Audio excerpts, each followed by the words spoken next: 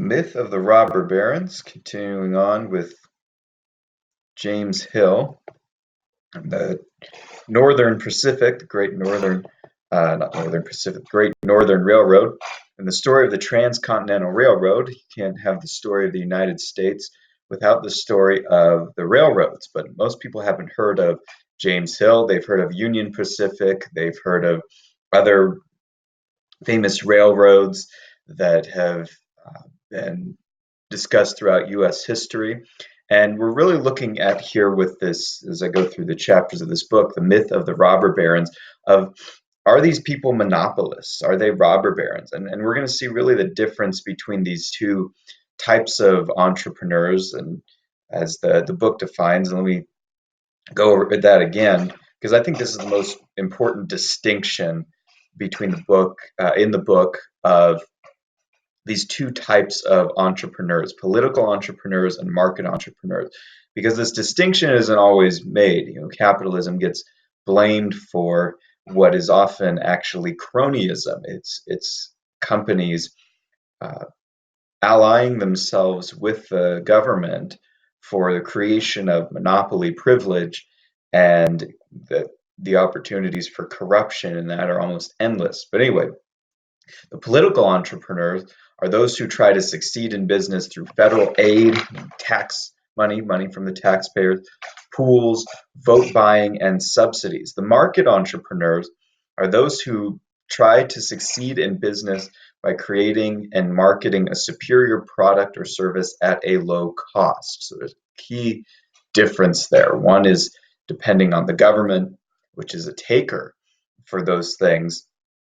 The other is producing something or a service that is serving the consumer and being rewarded with money or continue service in those things, continuing buying those things.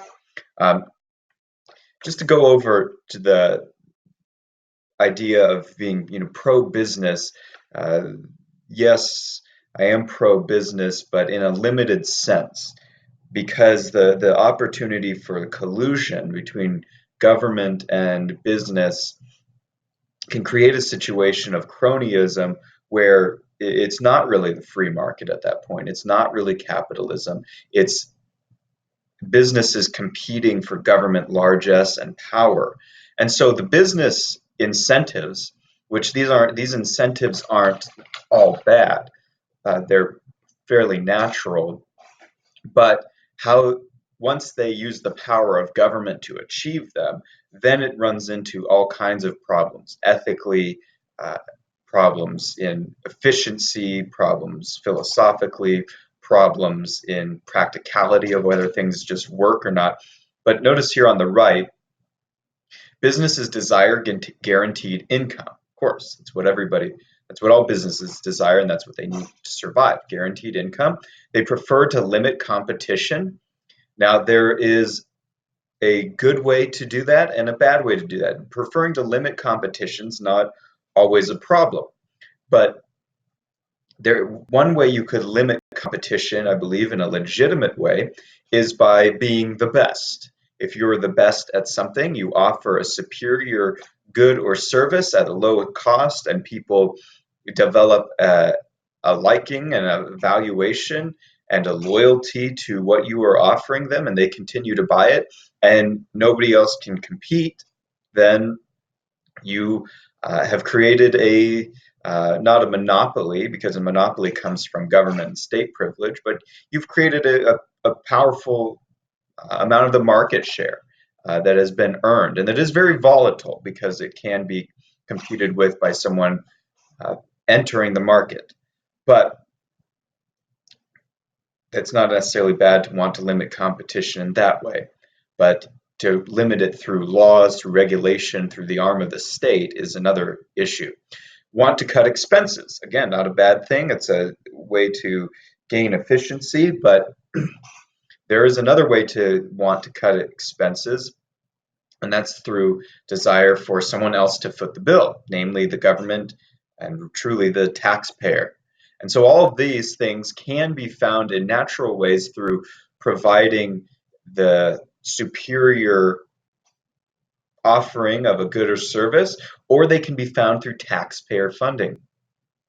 Now, if you can't get someone to voluntarily give you money to continue to grow your business, whether that be through investing, whether that be through the point of sale of someone actually buying a good or service, then why should it be forced from them at gunpoint through taxation?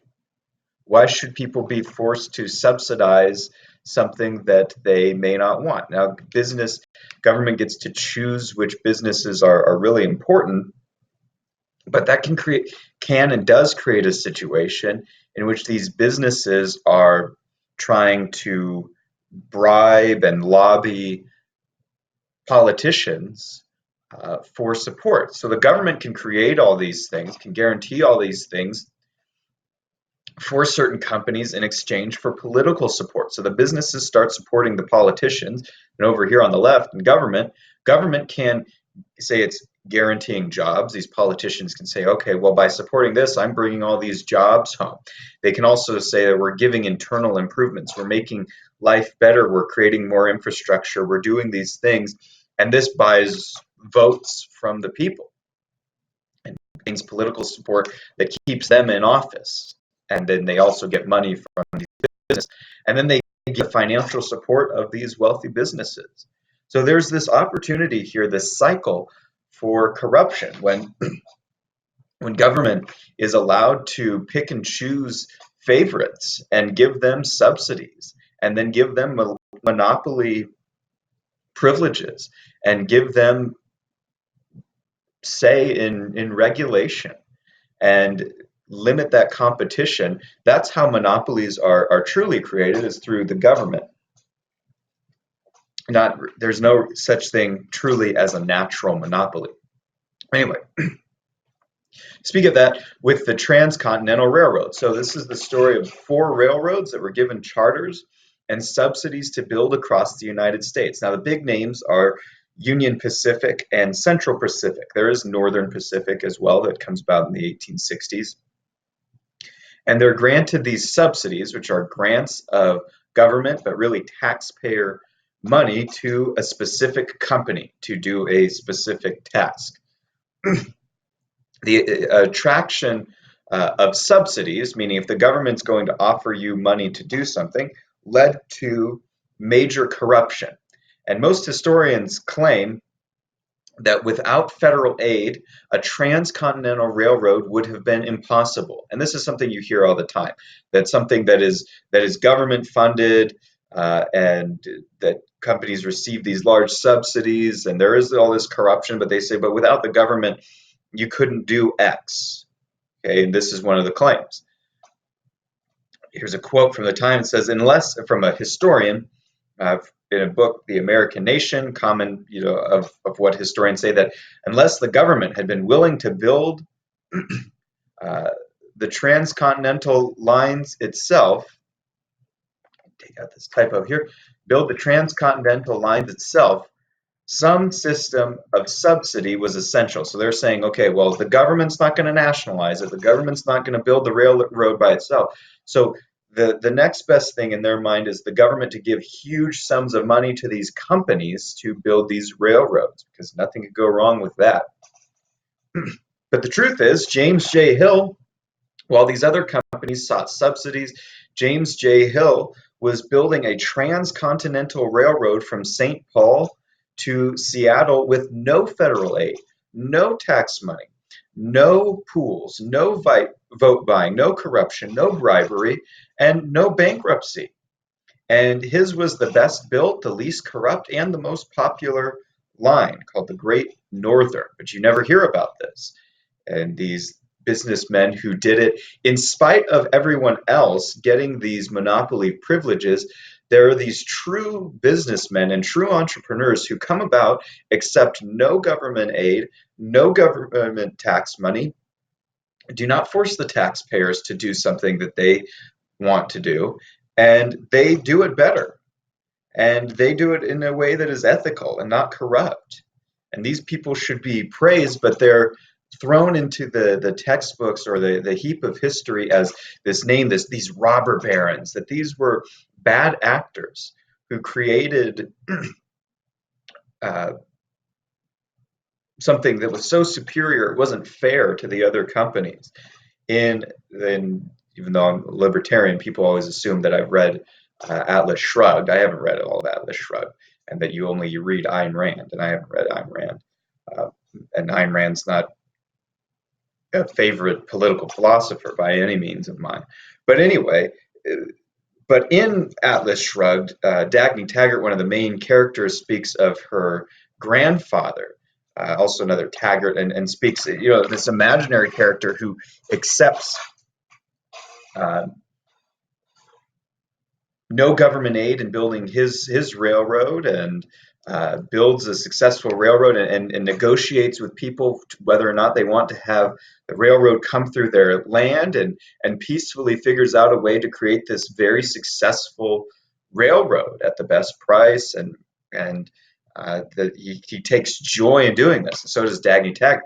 And I'm thinking that this is James Hill is actually the real life influence of Ayn Rand's imaginary character when she spoke of Taggart, Dagny Taggart's father, who built the original lines, the railroad lines in the book Atlas Shrugged.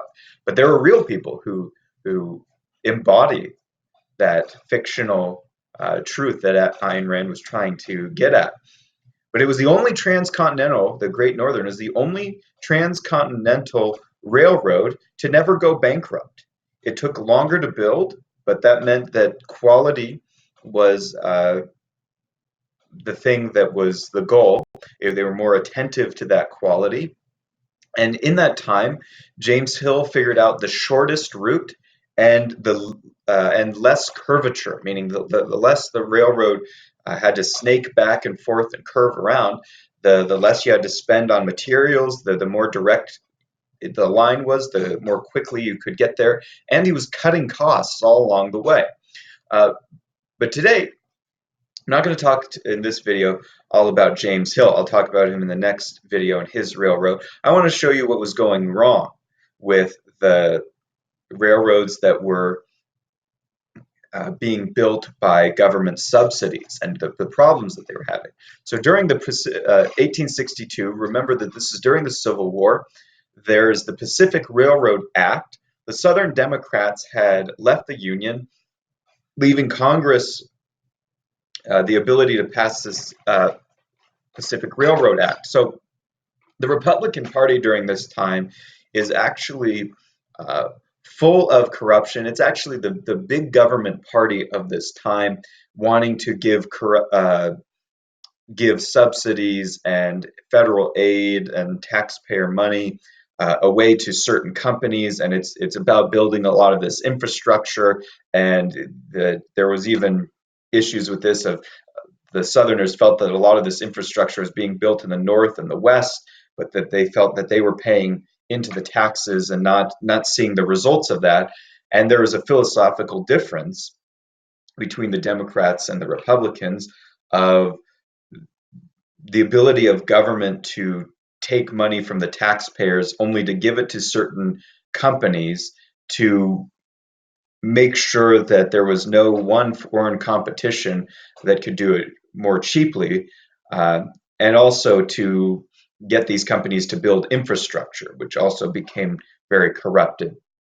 Anyway, the Pacific Railroad Act was passed quickly in these conditions. It created the Union Pacific and Central Pacific Railroads, and it gave two main provisions. Number one, that 20 extra sections of land per mile of track, so every mile of track that they laid, they would get 20 extra sections of land given to them by the government. And number two, they would get loans per mile of track laid. So if they laid track on flat prairie land, a mile of track, they would get $16,000 of loans. If it was in hilly terrain, they would get $32,000 for every mile laid there. And if it was in mountainous terrain, they would get $48,000 for every mile laid there. Now think about this. The more miles of track that you lay, the more land that you get, and the more money that you get.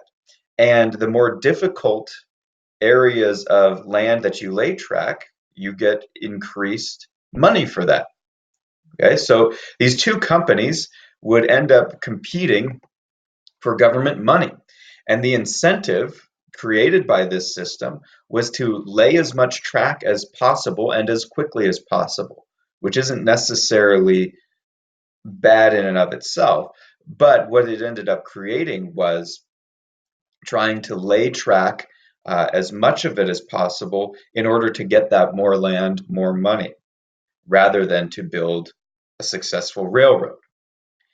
The author of this book goes on and says the UP and the CP, the Union Pacific and Central Pacific, then would compete for government largesse. The line that built the most miles would get the most cash and land. The two lines spent little time choosing routes. They just laid track and cashed in. So the incentive created was more miles you lay, the more cash and more land you get. So you're going to want to lay more miles of track, which is going to lead to increased costs, increased inefficiency because of the incentive that's created. One of the basics of economics is that people work by incentives. The Union Pacific, paid by the mile, uh, became a long, winding, and circuitous route to collect more money per mile. So they figured out, okay, so if you're making money per the mile and you do a track that's like this, it's going to be a certain amount of miles. But if you do a track that's like this, very circuitous, you get way more miles of track. Therefore, you get way more money. They ended up also using cheap and light materials because their goal was speed, not quality. And so that's one of the accusations people make against capitalism. Well, they won't care about the quality. Well, actually, they have to. In this case, when it's subsidized, you don't have to care about the quality because it's backed up and paid for by that government money. And remember, more miles of track you lay, the more you get paid. So if you have to relay track, that's more miles. So you use cheap and light materials. Cheap and light wrought iron nails soon had to be replaced. And so this stuff had to be torn up and replaced. So huge waste of resources, huge waste of taxpayer dollars on this, uh, huge opportunities for corruption. Grenville Dodge fought in the Civil War, but became Union Pacific chief engineer. He was in charge of this building of the Union Pacific in large measure. And so they had a desperate need for lumber to create the railroad ties that could, the wood laid under the metal track.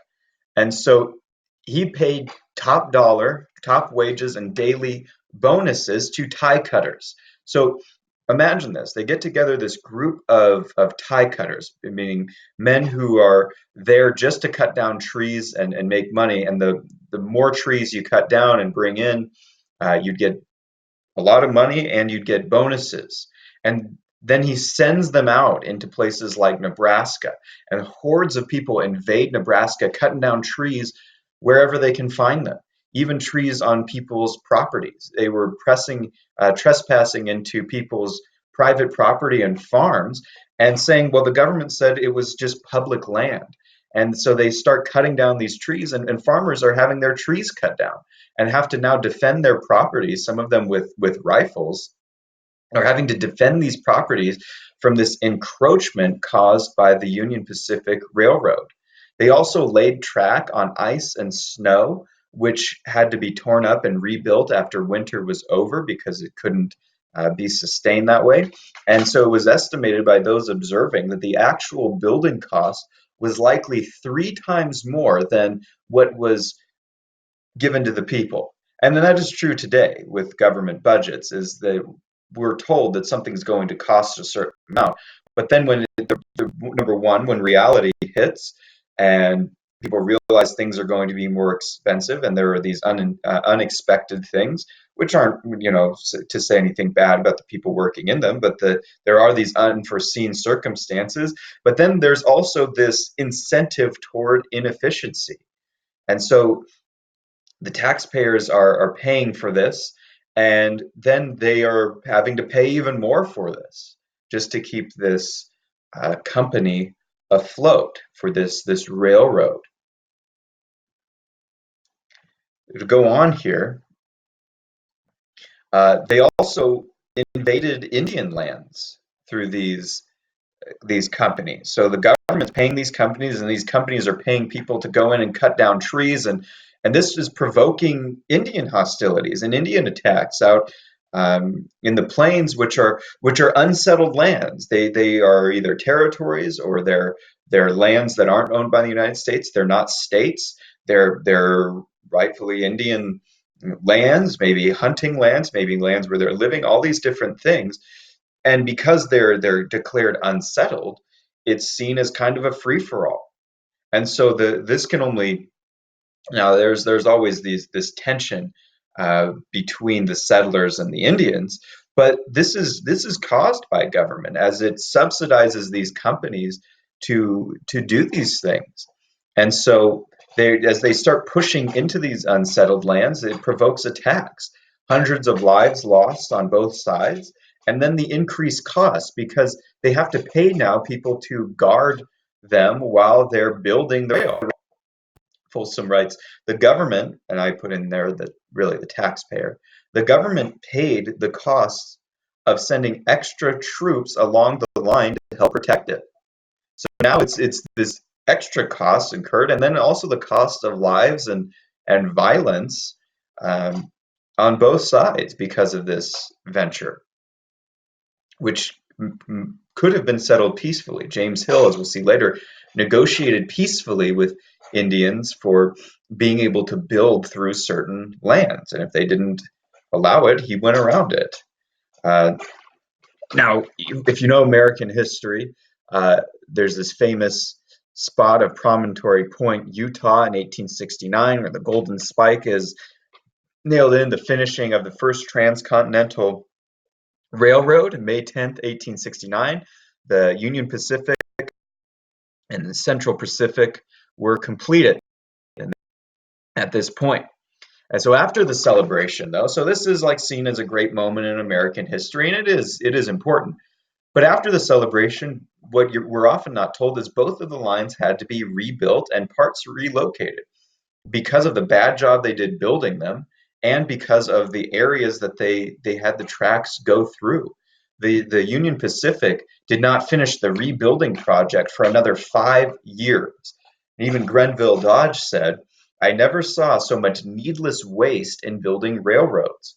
Our own construction department has been inefficient.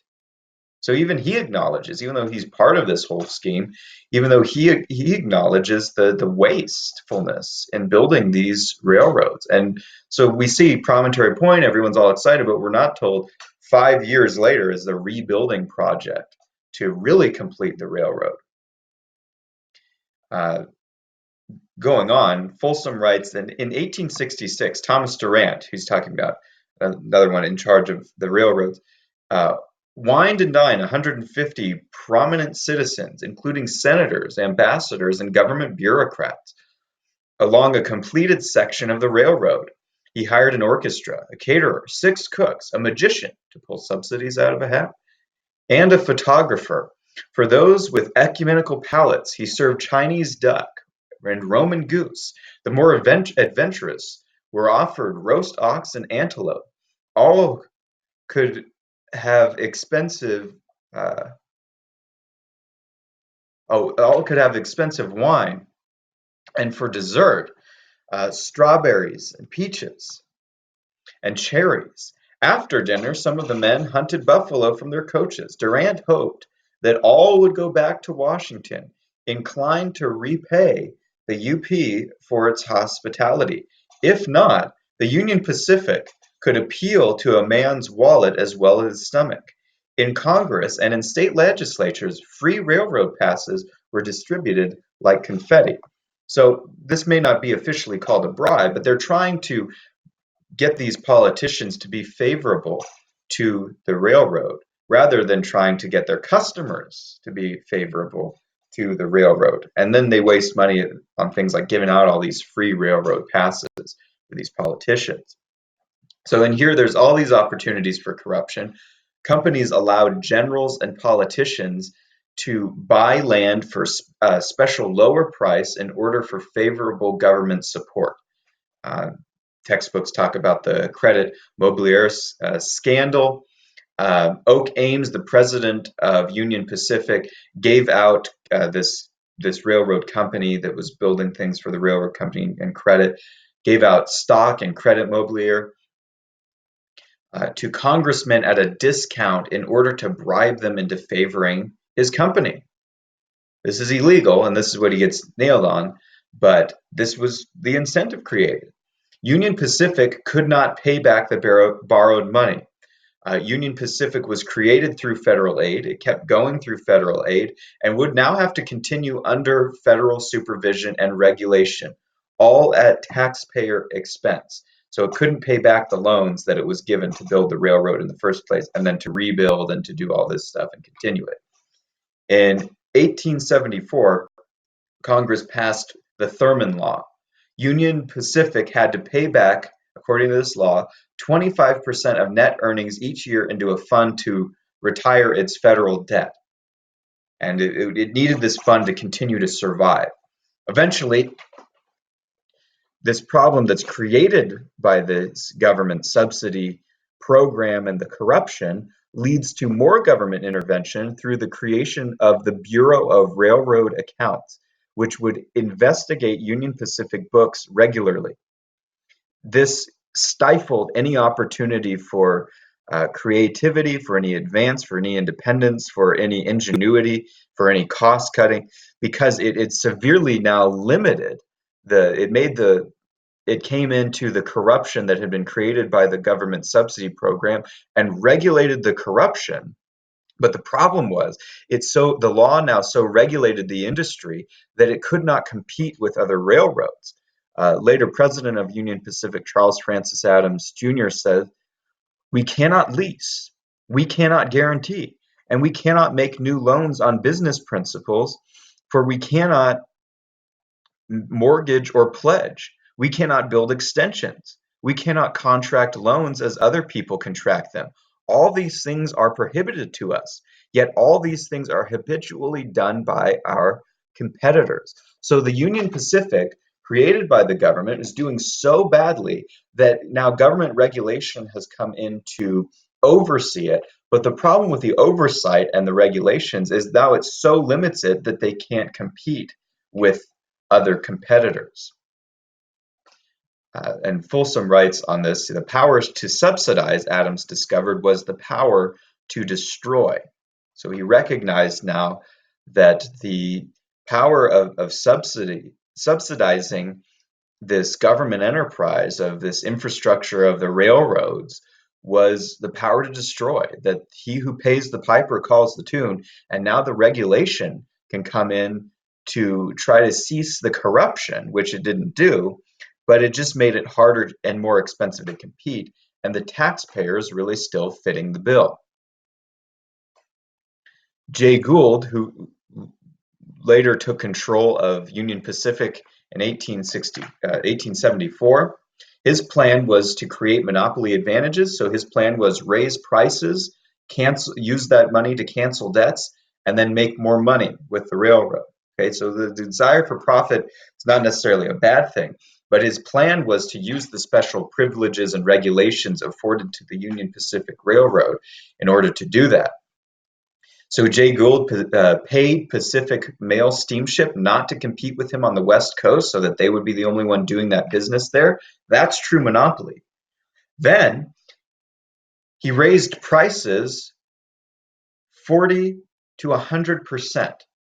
Now, one of the exercises I go through in economics with my students who are in 12th grade is we discuss capitalism, we discuss free markets, and they're scandalized at the idea that someone can raise prices at whatever they want, whatever they think they can get. I said, well, I remind them that prices aren't set just by the person raising them. They're set by what people are willing to pay. So I use an example like this. I'm holding here a simple pen, and they often talk about greed. Greed's one of those undefined things that's thrown out at people for some who really are greedy, some who aren't. And my question to them is this: is greed enough to make someone wealthy? And not all greedy people are wealthy, and not all wealthy people are greedy. And there can be some people that are greedy and wealthy, and some people that are greedy and poor, and all kinds of things in between. But here's my example. Let's say I'm really greedy. I also want to make a lot of money. I have a pen. In order to make a lot of money on this pen, I decide that I'm going to sell this particular pen for $1,000 for this pen. Now, then I'll tell my students to please form an orderly line, and we'll start the bidding. And if anyone, we'll start the bidding at 1,000. If anyone wants to give me more than $1,000 for this pen, that's fine. But I won't settle for less than $1,000. Now, so far, no one has bought a pen for me for $1,000, or $100, or $50, or $20, or $10. Now, here's the problem. Now, if someone was real desperate and the pens were scarce, they might buy a pen for $10. Now, here's the thing. My greed was not sufficient enough to get me $1,000 for a pen because of multiple reasons. Pens are not scarce, pens are not expensive, and there are alternatives available. But if I was the only one allowed to create pens, I was given subsidies to build and sell pens, I was given the ability to limit my competition and who's allowed to sell pens, then I could drive up the price and I could make pens more scarce, theoretically. But my greed was not sufficient to do that. And that's the same thing here with the railroads, that there's automatically on prices that are left alone, there's downward pressure put on prices by lack of scarcity and competition. And there's upward pressure put on quality. But in this case, there's downward pressure put on quality and upward pressure put on prices. So he was able to raise railroad rates 40 to 100%. Then a few weeks later, as if that wasn't enough, he added to that. He raised railroad rates again another 20 to 33%. Consumers are upset, and they just see this railroad raising prices on them.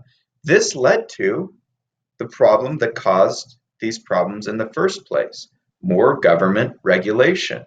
So further government regulation came in that forced the prices down. But this inflexibility in a price system creates inability to make deals, creates inability to negotiate prices, and makes the price inflexible, which also causes lack of scarcity and other problems when the price is too low or too high artificially. The Interstate Commerce Commission was created to do that, and then Union Pacific eventually collapsed into bankruptcy in 1893. So all this just to have it totally collapse. The Union Pacific is eventually brought back, resurrected, but it takes a lot of government money to do that as well. Folsom writes, yet it's hard to see how history could have taken another direction, given the presence of government aid. The aid bred inefficiency. The inefficiency created consumer wrath. The consumer wrath led to government regulation, and the regulation closed the Union Pacific's options and helped lead to bankruptcy. So there's this cycle here. There's the government aid, which creates this, and subsidies that create this inefficiency in the first place, create these monopoly privileges, and this cronyism that allows people to have monopolies and raise prices. The consumers just see the company screwing them over, so they blame the company and they go to the government. The government creates this regulation, which now hems in this company because of this corruption, hems them in with regulation, and the regulations create things that make things so inflexible and so irresponsive to consumer demand and the demands of the market that eventually it will collapse into bankruptcy. And then the cycle starts all over. And so this is what happened with the railroads, is the government railroads were totally inefficient, totally corrupt, totally wasteful. And then we're told that there's no other way to do it. But actually, there is another way. And James Hill is an example of evidence that proves that entrepreneurs can do this stuff without the government aid. They can create a superior product or service without the corruption of government and without the fleecing of the taxpayer for these infrastructure projects. So next time we'll look at the Great Northern and James Hill's story in this, but first we had to look at the problem and how the transcontinental railroads that we have heard of did worse than the one that we have not heard of.